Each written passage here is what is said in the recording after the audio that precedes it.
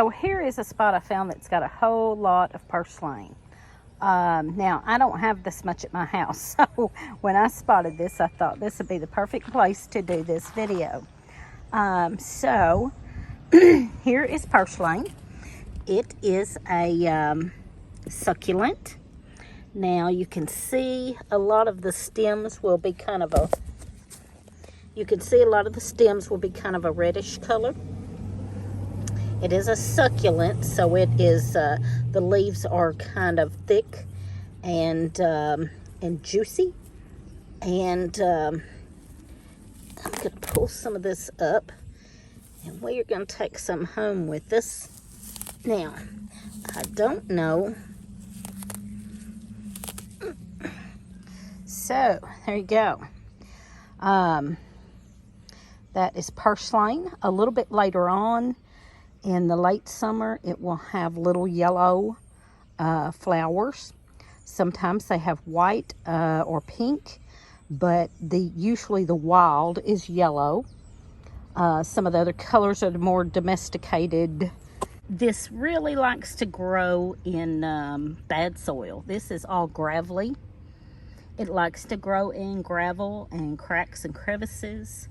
There's a big one. This has been there a long time. Look at that. Look how big that stem is. That's been here a long time. It spreads out along the ground. It doesn't get real tall. It just kind of spreads out along the ground there. Look at that. This has been here a long time. I did check to make sure this wasn't sprayed. And she said no, it had not been sprayed. So I can use some of this. I have used it in salads. That's mostly all I have done with it, was to use it in salads. And but you can use it as a green. You could use it in smoothies, salads, use it as a green. We'll go over more of that at the house. So it has lots of vitamins and minerals. It has vitamin C. It has omega-3 fatty acids, which is great. It has beta-carotene. It has more beta-carotene than carrots of the same volume. It has more vitamin E than spinach. You can use it like a spinach. It is really good for you, and it is antioxidant and anti-inflammatory, like many of the wild things we have gone over in our foraging videos. Y'all be sure and watch the wild things foraging playlist and see all of the things we've gone over. We're going to try to do a whole year's worth of videos on the wild things on foraging. And so there you go. There's a whole lot of it in this spot. I wish I had this much of it at my house. And I may try to get some of the seeds from here and take home a little later on when it seeds out. I know this lady doesn't mind. And like I said, she said it hadn't been sprayed or anything. So, and I can tell this has been growing here a long time. And it's all the way up and down her drive. So, not ideal to use it from a driveway because of the maybe the toxins from the vehicle, but she doesn't get a lot of traffic here in her driveway. Her driveway doesn't have a lot of traffic, so I'm going to go ahead and get some, just a little bit, to go home and show what I could do with it. And I will come back when it seeds out and get more, and maybe spread some at my house better, so that I've got more on my own property. All right, so let's take this and go talk more about it at home. Okay, I got some of this purslane home. Now, I was asked on our live Friday night about it being toward the end of the season, would it get bitter? And we're going to test that out right now. I'm going to take a piece of this and try it out, because this was older. What I had on my live on Friday night had been mowed down and came back up. I did taste it and it was fine. This is older. So we're going to test out that theory right now with this older purslane. And I'm just going to pinch off the top and see if it has gotten bitter over the summer being older. No, not at all. That's really good. I actually think that's better than what I had. That is really good. It did not get bitter. It has a sweet taste. Maybe a little, let's see. It may be a little more spinachy almost than the young that I had was lettucey, like with less flavor. This has a little more flavor, more like a spinach, I'm gonna say, yeah. So, there you go. So it does not get bitter like, say, plantain. Some of those, plantain and dandelion, they get bitter as the summer goes on, and they get bigger and they get bitter. And this is not bitter at all, not at all. So there you go. Now, I could take some of this. I've got a little bowl full here. I could take this and I could throw it in a salad or a smoothie. You can steam it for about 5 minutes and then put butter and salt on it, just like a side for a little side dish or side salad type thing as a green. It's very good for you, better for you even than spinach. So there you go. I would use it as a spinach for sure. And now that I know it doesn't get bitter, I could use it now in the summer, up in the summer till fall. Also, you can use this as a as your green one, or your green or one of your greens in a pesto, like a pesto dip or pesto sauce. This can replace your basil or parsley or whatever you like to use, or you could mix it with your basil or parsley for a pesto dip or any kind of dip. I saw a recipe. I saw a recipe for a dip that had purslane in it. I will try to put that in the description below if I can remember it. You also, I saw one simple recipe was to use this with some cut up cucumbers and just put vinegar and oil on it. So you've got kind of a little salad, and it's got just the purslane. I wouldn't use maybe this big thick stem. I bet this big thick stem is, yeah, the thick stem is kind of tough. You would want to get the leaves off of it. Now the little thin stems I'm sure are fine. Yeah, the little thin stems are fine, but these big thick stems, this was an old plant, obviously, that had great big thick stems. You would want to get those off of there and leave that big thick stem, I'm sure, like that,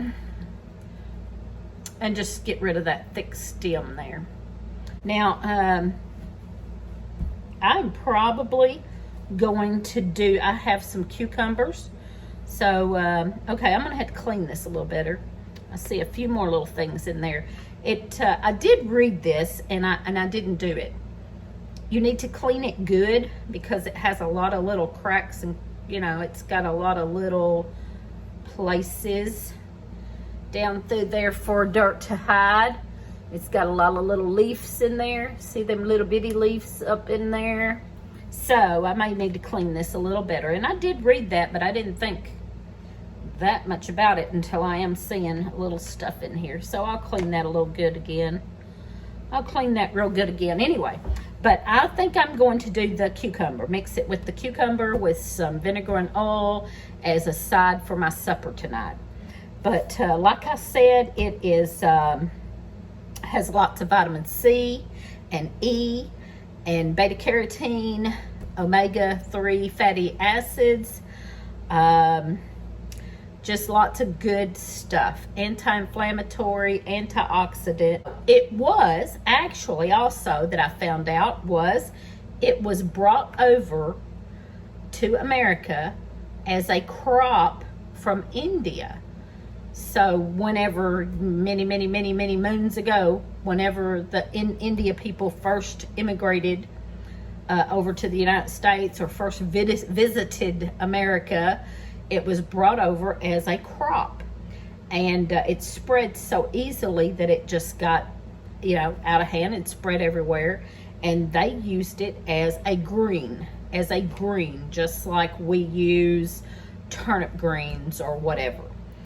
Spinach, and actually tastes kind of like spinach to me. Anyway, and there's several different things in this foraging playlist that I've said was like a spinach. One that comes to mind is the lamb's quarter.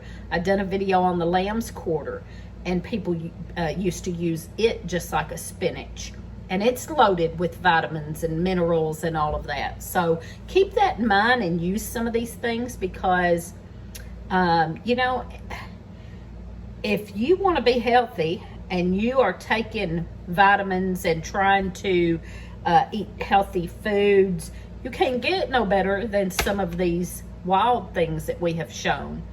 And all of them have been loaded with vitamins and minerals and antioxidants and anti-inflammatories.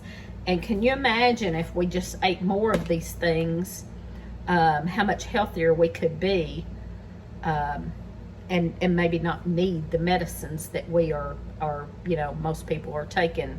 I do have inflammation really bad in my joints, and I've been trying to use more of this stuff to help that. And I can tell a big difference, especially in eating these things. And if I eat carbs and sugar together just kill me. I have to get off the carbs and sugar and get on more of this stuff. So y'all keep that in mind. And I'm going to use this tonight, but I want to talk about preserving more of this. The main way that I believe that I would preserve it, I have done the same with lamb's quarter, is to freeze it. I would wash it really, really good. Now the purslane really needs to be washed good, because it tends to hold the dirt in there somehow. It needs to be washed really good, and then you can freeze it, or you can blanch it and then freeze it. I don't like to blanch mine first if I'm going to use it in for certain types of things, depending on what I'm going to use it for. But then I usually don't know for sure what I'm going to be using it for. I tend to not blanch things sometimes. You could, but I'm not going to say you have to. But definitely you could blanch it for just a couple of minutes, and then run it in cold water, ice water or something to stop the process, and then put it in the freezer. And then you could use it in smoothies or soups or something like that. Probably even the pesto, I guess. I guess even the pesto you could use the frozen after it was frozen. So I will try that when I get enough of it. I haven't had enough of it to be doing anything like that. And like I already said, I've only used it in the spring in salad. I will start using it more. And if I can get more of it without it being in a driveway, I would get more and go ahead and freeze some for smoothies. You can also dehydrate it, okay?